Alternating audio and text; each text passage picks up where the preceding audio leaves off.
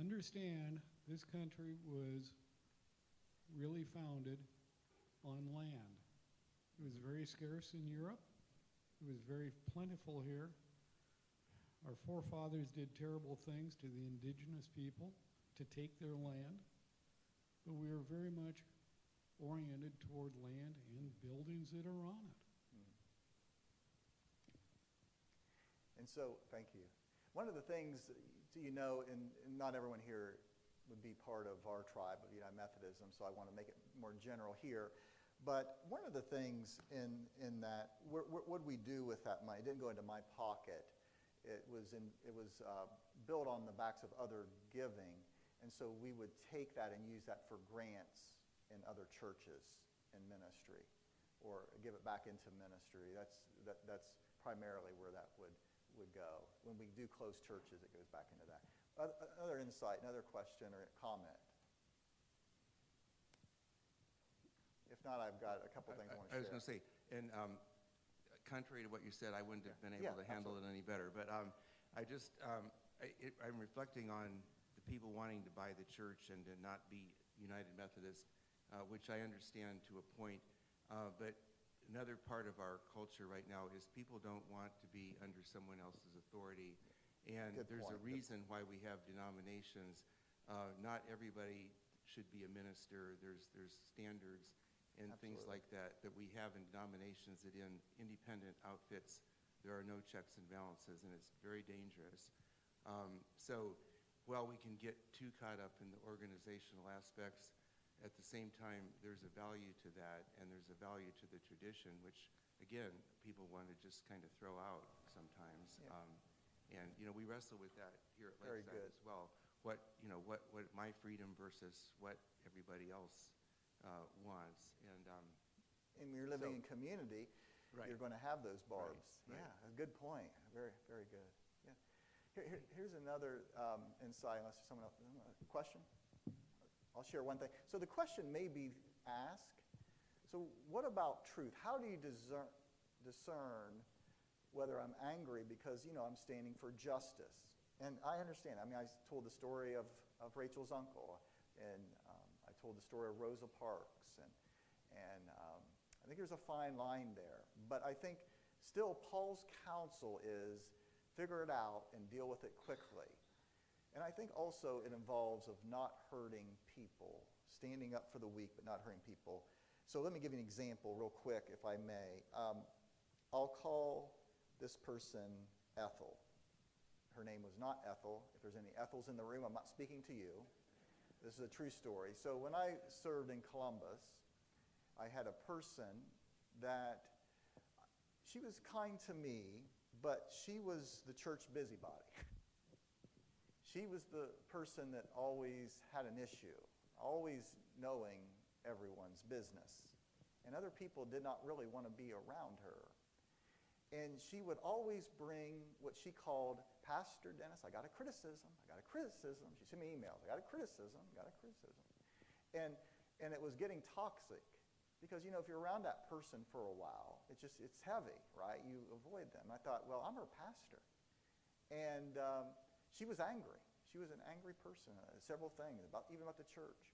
So I said, Ethel, I want you to come in on, say, Tuesday. You have all these criticisms. She sent me a new batch of criticism. Like, it was almost a weekly ritual.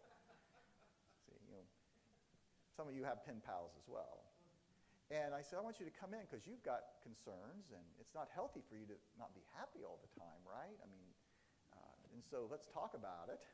And I brought my associate pastor because I don't like to meet alone like that. And I said, and I listened, and I said, now, you're bringing a lot, but I'm your pastor, and I'm concerned about your spiritual well-being. And I took the scripture, and of course, right here in Ephesians 4, I've read it to you about 26. Be angry, do not sin, don't let the sun go down your anger. That's where it comes. And then right after that, verse 29. I didn't read to you yet. Here it is, the Apostle Paul in the same passage. Do not let any unwholesome talk come out of your mouths, but only what is helpful for building up others according to their needs, that it may benefit those who listen. So I said, Ethel, I mean, I had the scripture right here. I said, I know you love the Lord. I really did. And I said, right here, it says, don't let, but every week. And I said, I know you want to obey the scripture. I know you love the Lord. But so I said, as you bring concerns, I hear you. But for every concern, I want you to give me 3 others, positives, in that very same situation. If it's about a sermon, Pastor, didn't like this. But what did you learn? Preachers, you can use this. You probably already do, right? Every pastor's used this. So tell me 3 things. And I finally said to her, Helen, I'm not going to listen anymore. But as your pastor, I want to listen. But certainly there's got to be something in this sermon. I didn't mention Jesus once, right? And you know what? The emails started to stop, at least to me and to others on the staff. Because she started to think, wait a minute here. It's not just about me being the church reporter or police, but I want to encourage someone today. So I would say, yes, if we bring concerns, if they are building people up, we can still bring concerns with let no unwholesome talk come out of your mouth. We can do it face to face and maybe not anonymous, but we can do those things, okay? So that's a way to deal maybe in appropriate channels. Now there are times, perhaps like Uncle Jerry, where you just tell the civic leaders of Pascagoula, we're leaving your port unless you treat us better. Yeah. Anybody else? Yes, Barb.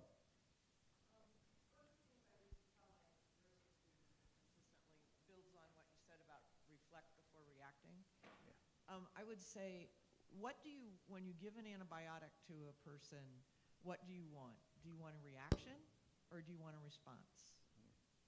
And so it was a way of teaching them that when people confront us as healthcare professionals, we need to respond. We don't want to react. And I think that applies to life in general. I mean, I applaud you for that suggestion of reflecting. And reflecting is before we respond. Oh, that's excellent. Thank you so much. Well, thank you so much. I'll be happy to stay around and chat here.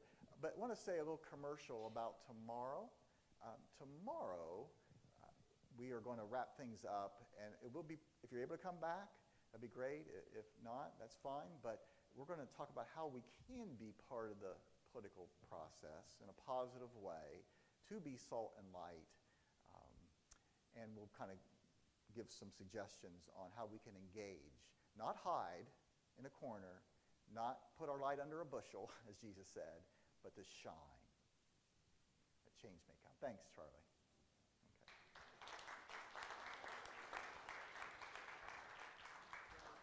Okay. That's so helpful and so practical for us. And I really applaud you and applaud what you're doing here. And we all need the teaching that you're giving us. So thank you so much. And another round of applause for Dennis, and have a great day at Lakeside. And remember the picnic tonight. Thank you so much.